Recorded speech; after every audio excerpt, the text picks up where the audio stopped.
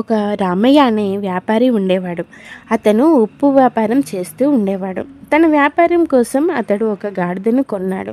ప్రతిరోజు ఉప్పు బస్తాల్ని గాడిద మీద వేసి బజారుకు తీసుకొని పోతూ ఉండేవాడు. రోజు రోజు ఈ మూటల్ని మోయలేక గాడిద చాలా బాధపడుతూ ఉండేది. పని చేస్తే కానీ పొట్ట గడవదు, కాబట్టి ఆ మూటల్ని మోయాల్సిందే అని అనుకుంది. ఒక రోజున గాడిదపై ఉప్పు బస్తాలు వేసి దాన్ని బజారుకు తీసుకొని వెళ్తున్నాడు రామయ్య. కొంత దూరం వెళ్ళాక వాళ్ళకి చెరువు దాటవలసి వచ్చింది. ఆ చెరువును దాటుతుండగా అనుకోకుండా గాడిద నీళ్ళల్లో పడిపోయింది. నీటిలో పడిన వెంటనే ఉప్పు కరిగి బరువు తేలికగా అయిపోయింది. గాడిదకి ప్రాణం ఎంతో తేలిక పడింది. ఉన్న ఉప్పు కాస్త నీటిపాలు అయ్యిందని, అమ్మడానికి ఉన్న ఉప్పు చాలదని వర్తకుడు ఇంటికి తిరిగి వచ్చేశాడు. ఆ రోజున గాడిదకు బోలెడు విశ్రాంతి దొరికింది. మరునాడు మరికొన్ని ఎక్కువ బస్తాలను వేసి రామయ్య గాడిదని బజారుకు తీసుకుని వెళ్ళాడు. మళ్ళీ చెరువు వద్దకి చేరుకున్నారు. ఆ చెరువు దాటుతూ ఉండగా గాడిద నీటిలో పడితే నా బరువు తగ్గుతుంది అనుకొని మళ్ళీ నీటిలో పడిపోయింది.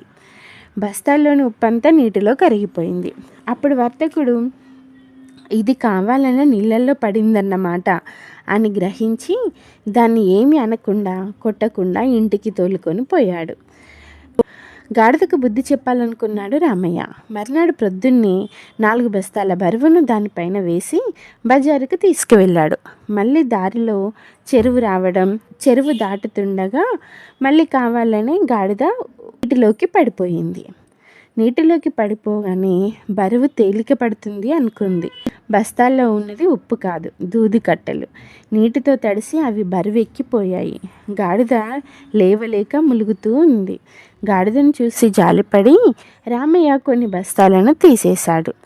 నీరు పోయాక ఆ బస్తాలను మళ్ళీ గాడిద పైన వేసి తీసుకొని పోయాడు. అప్పుడు గాడిదకు అనిపించింది, తనకు బుద్ధి చెప్పడానికే రామయ్య ఇట్లా చేశాడు కావచ్చు అని గాడిదకు తెలిసొచ్చి ఇంకెప్పుడు ఇలాంటి పనులు చేయకూడదు, నా పని నేను చేసుకుంటేనే మంచిది అనుకొని బుద్ధిగా తన పని తను చేసుకుంది.